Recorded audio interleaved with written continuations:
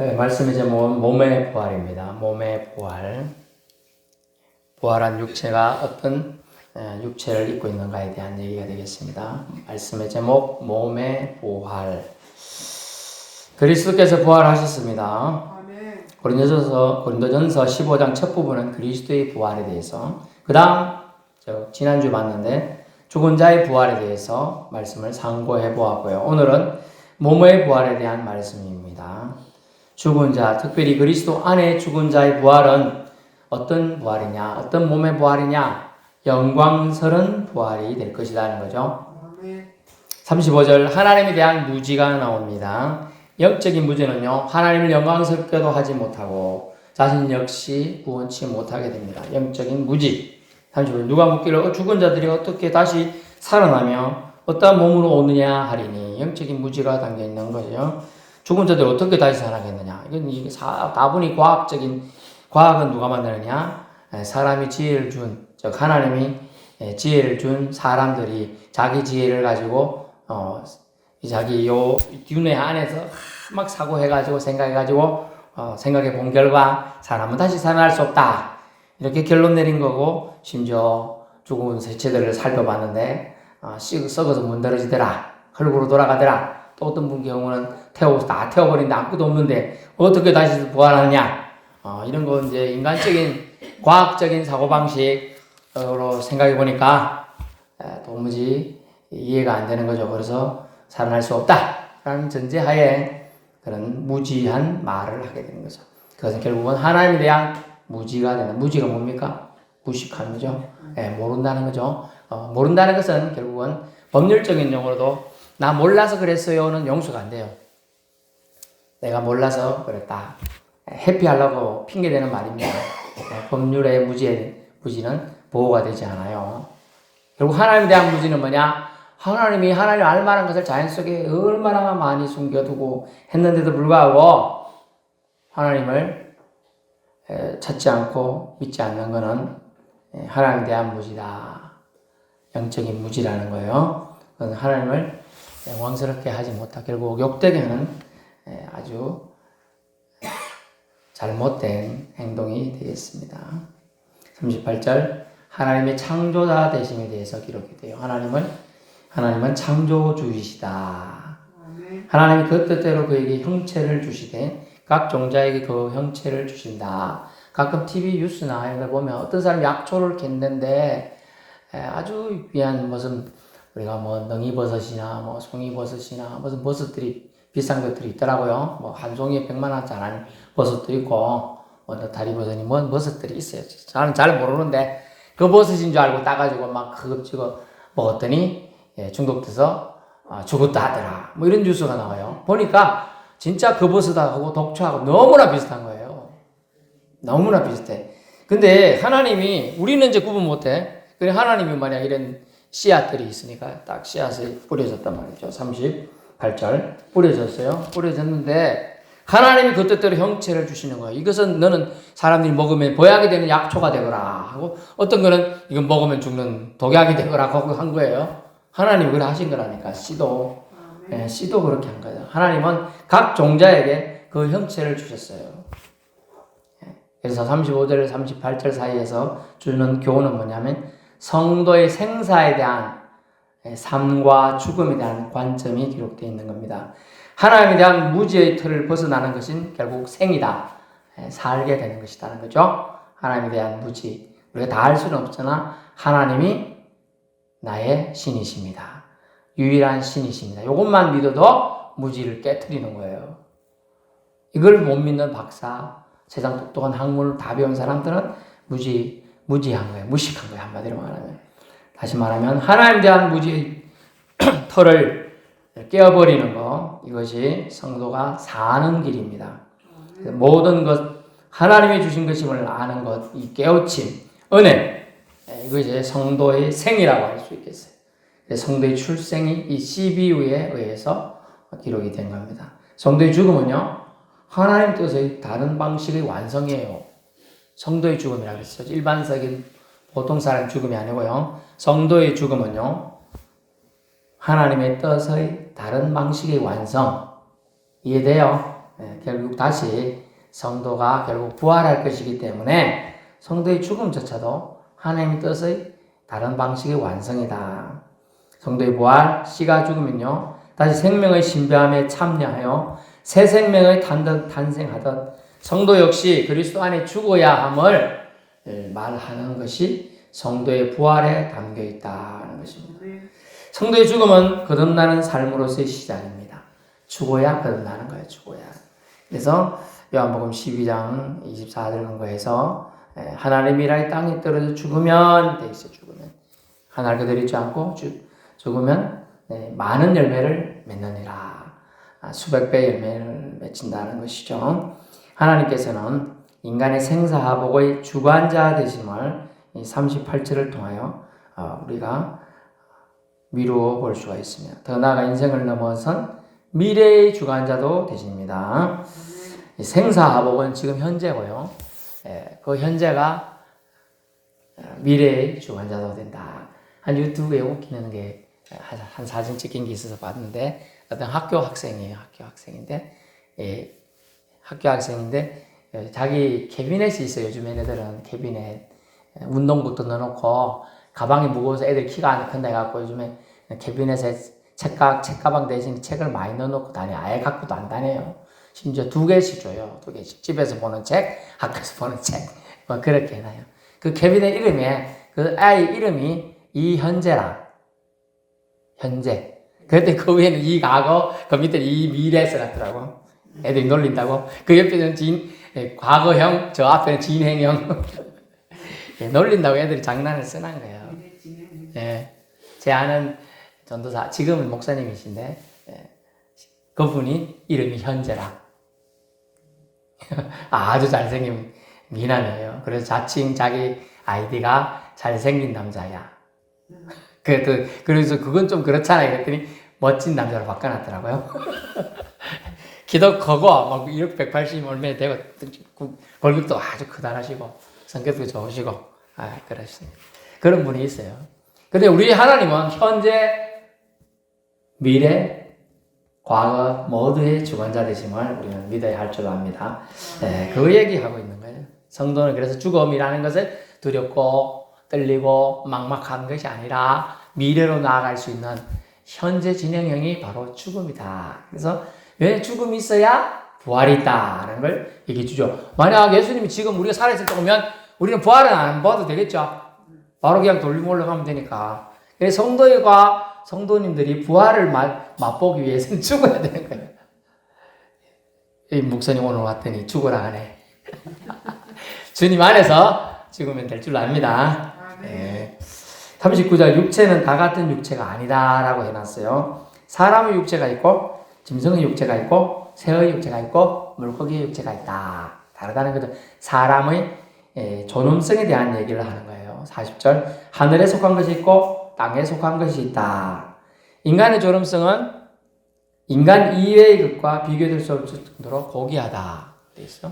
자 보시면 하늘에 속한 것 있고 땅에 속한 것 있어요. 인간의 존엄성은 인간 이외의 아무것도 비교할 수 없을 정도로 고귀한 존재다. 그것이 사람의 육체와 구별되는 다른 생물들의 육체에 대한 얘기가 비교 방식으로 나오고 있습니다. 그러므로 인간이 영광스러운 몸을 입고 예수 안에서 부활한다는 것은 참으로 위대하신 창조 하나님이 계획하심과 은혜인 것입니다. 아멘. 하나님이 속한 자의 영광이 따로 있고 따로 있다고 했어요. 하나님이 속한 자의 영광이 따로 있고 우리는 하나님이 속한 자의 영광을 반드시 입을 수 있기를 바랍니다. 하나님이 속한 자의 하늘에 속한 자의 영광을 입어야 한다는 것이죠. 우리가 잠시 생각해 볼 거는 이제 예수께서 부활하셨을 때 예수님과 거의 3년 정도 동고동락했던 제자들 2명이 엠마오로 가고 있었습니다. 엠마오라는 길가에 가고 있었는데 그들이 예루살렘 떠나서 딴 데로 가니까 예수님이 그 길을 가는데 어느 순간부터 동행하고 계셨어요. 둘이 가고 있었는데 어느 순간부터 옆에서 길을 같이 걷고 계신 거예요. 당신들 지금 뭔 얘기하고 있노? 예수님이 그랬습니다. 그러니까 당신은 예루살렘에서 나오는 것 같은데 어째 오늘 그 예루살렘에서 일어난 일을 모르느냐? 뭔 얘기인지 한번 해봐라. 우리가 믿던 그 예수님께서 아무 죄도 없으시는데 우리 동족들의 시기심과 질투에 의해서 그가 십자가형을 받고 죽으셨다. 이 일이 너무나 안타까워 우리는 상심되고 고통 중에 있고 지금도 슬프다. 그 슬픈 마음을 안고 우리는 고향인지 어딘지 목적지를 향하여 나아가고 있다. 그렇게 얘기하니까 아이고 그렇게 하면서 얘기를 쭉 하고 있다 보니까 점점점 그들이 약이랑 얘기하는 분이 누군가 싶어서 고민하고 있었어요. 그러다가 얘기를 좀 더 하고 깊게 하고 있다가 그들이 눈이 밝아져서 그분이 같이 얘기한 분이 예수님을 알아보게 된 거예요. 자, 부활하신 예수님의 형상은 한 번에 알아볼 수 있는 원래 예전의 예수님 모습은 아니었죠. 변화된 모습이었기 때문에 그래요. 그죠? 예수님이 첫 번째 예수님이 부활하심을 증거했던 막달라 마리아와 마리아가 있었죠. 근데 그들도 그 여인들도 예수님을 첫 번째 예수님의 모습을 알아볼 수가 없었죠. 변화된 부활된 몸을 입고 있는 몸은 예수님은 다른 첫 번째로 알아볼 수 없는 몸을 갖고 있어요. 알아볼 수 없는 몸을 갖고 있다는 거예요. 권사님 남편분 예수님 믿다가 돌아가셨죠? 네.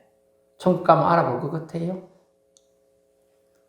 우리 책임자들이 혼자 무엇을 가장을 안 했기라고 하는 게 자기는 예수님 부활을 이제 살아났기라고 그래 가장을 안 했기라고 하는 게 그때 가장은 많이 안 했거든. 맞아, 그래도 안 했어요. 그리고 기독교는 최근까지도 안 하는 게 원래 관례예요. 화장법은 이제 불교식이니까. 그래갖고 가장을 안 했기라고 했는데 가장 그때는 안 했어. 맞아요, 안 했습니다. 예수님 부활 때 살아났기. 맞습니다. 그 말도 틀린 게 아닙니다. 예, 맞는 거예요. 근데 알아볼 거냐 이거죠. 우리가 이따가 남편이 먼저 가고 또 아내가 먼저 갈 수도 있고 그런데 가서 남편이 있는 거 알아볼 수 있겠느냐? 어떨까요, 여러분? 알아볼 수 있다는 거예요. 알아볼 수 있다는 거예요. 자, 우리가 부자와 나사로 비유 보시면 알죠? 부자가 죽어서 지옥에 갔는데 한 번 아브라함을 알아본단 말이에요. 저 하늘에 있는 아브라함이시여 그러면서 자기 할아버지잖아요. 그리고 저 천국 있는 나사로도 알아보잖아요. 이미 죽어서 실제 다 됐는데 어떻게 알아봐? 근데 알아보게 돼 있어요. 그게 본능적으로 다 알아보게 돼 있는 거예요. 그리고 우리 또 봅시다. 변화산에서 베드로, 야고보, 요한이 모세하고 엘리야가 임하는 걸 만났죠. 근데 모세, 엘리야 그들이 봤겠어요? 한 번도 본 적 없는 사람, 할아버지 조상들이에요. 만나면 어찌 알아봐요? 내가 모세니라, 내가 엘리야니라 이런 거 아니잖아요. 알아보죠? 알아보는 거예요. 영이 본능적으로 알아보게 돼 있어요. 여러분도 남편이 먼저 천국 가 있다고 확신하는 분들 있겠죠? 천국 가면 알아볼 수 있어요. 물론 천국에 가면 다시 결혼 안 하고 그런 거 안 합니다만 알아볼 수는 있습니다. 하나님께서는 우리를 사랑하셔서 예수님은 원래 부활하셨을 때 몸이 원래 몸이 아니에요. 원래 몸을 회복하고 계셨기 때문에. 그러나 제자들을 위해서 엠마오도상에서도 알아볼 수 있는 사람 다시 잠시 회복해 주셨고 또 막달라 마리아가 나타나 울고 있을 때 그 나타나서 처음에 그 형사님을 잠시 또 알아볼 수 있는 것으로 또 나타내 주셨습니다. 그 예수님 사랑인 편이죠. 우리 그래서 우리가 알아볼 수 있는 몸이 부활해야 되는데 정말 죽을 때 온갖 질병으로 시달려갖고 죽어갖고 그 썩은 문드러진 냄새로 나는 몸으로 죽었는데 그 몸으로 부활하면 좋겠어요. 말짱하고 좋은 몸으로 부활하면 좋겠어요. 말짱하고 좋은 몸이 좋겠잖아요. 그죠? 말짱한 몸으로 그렇게 걱정하지 말아요. 그걸 성경에 본문에 보니까 신령한 몸으로 부활한다고 되어 있습니다. 신령한 몸인데 옛날 아픈 거 장치장에 있는 거 없습니다. 어떤 몸? 신령한 몸으로 부활한다는 거예요. 신령한 몸. 42절에 죽은 자의 부활, 썩을 것을 심고 썩지 아니할 것으로 부활한다. 죽은 자는요, 썩을 것을 심고 우리가 죽으면 썩을 것을 심어요. 하지만 썩지 않을 것을 부활해요. 43절. 욕된 것으로 심고 영광스러운 것으로 부활하고 약한 것으로 심고 강한 것으로 부활할 것이다. 라는 거죠. 그러므로 우리 부활은 우리가 생각하는 두려움이 아니라 우리가 지옥에 썩게 살던 인생에서 죄 때문에 예수 그리스도의 보혈로 인해 영광스러운 부활에 우리가 참여하게 된다는 것입니다. 약하던 우리 육체, 조금만 가시 찔러도 아프고 손 조그만 종이나 칼에 비도 아픈데 이런 것을 뛰어넘는 공간도 뛰어넘는 시간도 뛰어넘는 한계를 인간이 생각하는 한계를 뛰어넘는 몸으로의 부활, 그것을 예수님이 먼저 보여주셨고 그 신령한 부활에 우리도 특히 어떤 분도 예수 안에서 죽은 자는 그런 부활을 맛보게 된다는 것입니다. 44절. 그래서 육체의 부활을 어떻게 표현했나? 신령한 몸으로 다시 살아난다라고 되어 있습니다. 부활한 몸은요, 옛 육신과 전혀 관련이 없는 건 아니지만 관련이 있어요. 왜냐하면 그 육신의 몸을 입고 살았기 때문에 예전에 관련은 있으나 우리가 잘 기억할 것은 신령한 몸으로서 여전히 몸도 소유하고 있어요. 그래서 예수님도 지난번 말씀드렸지만 신령한 몸으로 부활했지만은 제자들의 믿음과 또 자신이 몸의 하나님이 약속하시는 것은 몸의 부활임을 아예 보이기 위해서 먹을 것이 있느냐 하면서 손수 그들 앞에서 잡수셨다. 그죠? 식사를 하셨단 말이죠. 그것을 신령한 몸으로서의 부활을 말. 신령한 육체는 뭐라 그랬어? 그냥 귀신은 나쁘다고 생각하는 개념이 아니라 그냥 천사 개념이에요. 천사는 영적인 동물, 우리가 동물 개념이 과학적인 개념인데 영적인 존재이기 때문에요. 육체가 없어요. 천사는요. 깨달을 수 있게 바랍니다. 천사는 육체가 없습니다. 영적인 존재일 뿐이에요. 하지만 사람은 그래서 나중에 우리가 신령한 부활을 하면 천사가 우리 앞에 와서 수종 들어요. 우리가 천사를 수종을 들어요. 천사가 와서 우리 신령한 몸을 부활한 사람들에게 수종을 들어줍니다. 제 땡땡님 뭐 도와드릴까요? 뭐 생길 거 없을까? 이런 거예요. 상상입니다. 완벽하진 않아요. 이건 그런 기술에. 하지만 성경의 표현은 수정더니라. 수정될 것이라는 표현이 있으니까 제가 그대로 사용합니다. 부활한 몸은요, 옛 육신과 관련은 있지만 전혀 좀 색다르다면 새로운 존재로의 새로운 창조를 입은 몸을 입게 되어 부활한다는 것이에요. 여전히 몸도 소유하고 있어요.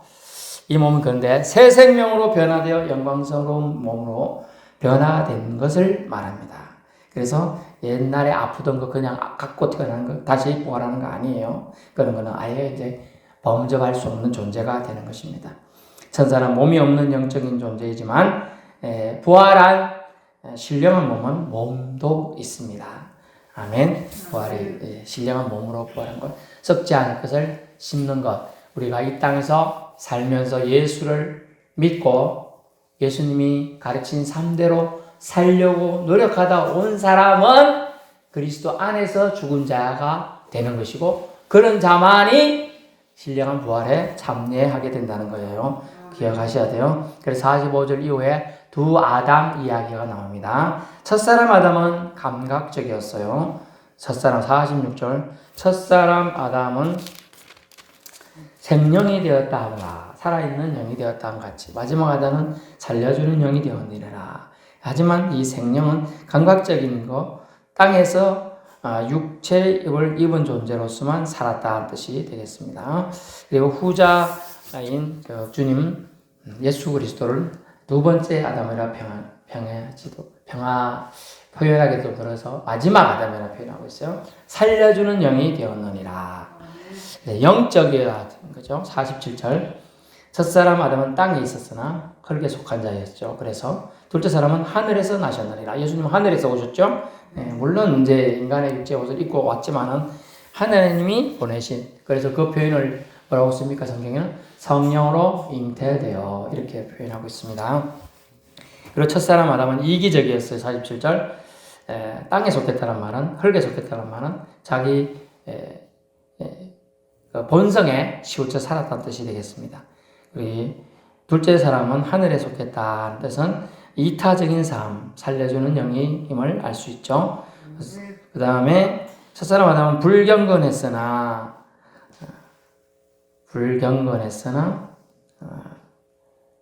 그 다음 둘째 사람은 하늘에서 나셨기 때문에 신령한 사람이니라. 46절. 먼저는 신령한 사람이 아니요 사람이 아니죠. 아담은 육의 사람이었어요. 그래서 그는 먹는 거에 집중하고 하나님 배필러 준 자에게 말에 의해서 현혹이 되었죠. 그리고 또 그 같이 범죄했음에도 불구하고 핑계로 하나님 앞에 책임지지 않으려고 했던 육적인 모습들을 보였어요. 그러나 그 다음에 난 예수 그리스도는 신령한 사람이다 라고 하면서 하늘에 속한 자는 신령하고 신령치 못하다의 차이가 뭐냐? 경건하고 불경건하다의 차이로 나타나고 있는 거예요. 경건이 뭐라고 그랬어요? 가들리 하나님을 가까이 하는 삶을 사는 사람을, 또 하나님을 가까이 하면서 살려고 노력하는 사람이라는 뜻이고, 또 하나님을 가까이 한다는 뜻이 뭡니까? 말씀에 주의하여 조심하여 지키려고 하는 사람을 경건하다라고 말해주고 있습니다.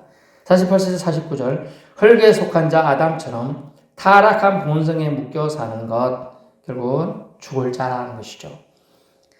그리고 흙에 속한 자의 형상을 48절 49절 잊게 됩니다. 결국 그런 자는 50절 하나님 나라를 유업으로 받을 수 없다. 결론이에요. 하나님 나라를 유업으로 받을 수 없는 거예요. 그러므로 혈과 육은 감각적이에요. 감각적. 그래서 신령한 몸은, 다시 보면 신령한 몸은, 감각적인 몸은 혈, 피와 육체에 묶여 있어요.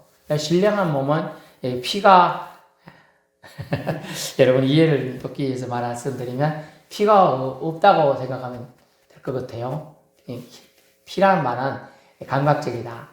그리고 뭔가에 그거에 있어야만 존재한다. 이 뜻인데, 피가 없는 존재, 피에 묶이지 않는 존재, 피에 제한되지 않는 존재, 그런 뜻으로 이해돼야 돼요. 신령한, 영적이라는 뜻이니까 존재가 되었어요. 근데 몸은 있어요. 또 우리가 그거는 제가 신령한 예수님 부활을, 다른 분들은 부활을 못 봤으니까 예수님은 부활하셨는데, 예수님은 부활하신 몸에다 칼을 대가지고 해봤는데 피가 났나 본 건 아니에요. 딴 데 가서 그러면 안 돼요. 제가 신령한 몸을 부활하신 몸을 피내 본 거 아니에요.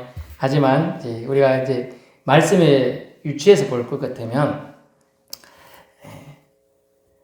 주님의 부활은 피에 대한 옛날 육체적 개념은 넘어섰다. 그래서 공간을 넘어설 수 있었어요. 돼야 되는데 예수님 몸은 이렇게 아무것도 없이 통과를 할 수 있는 그런 몸이 될 수 있는 거예요. 육체적인 제한, 어려운 말로 4차원적인 영적인 세계, 이런 말이 있어요. 이런 물질계 이런 것들은 3차원적이에요. 만져지니까 만져져요. 우리는 중력에 의해서 공중에 떠도 내려와요.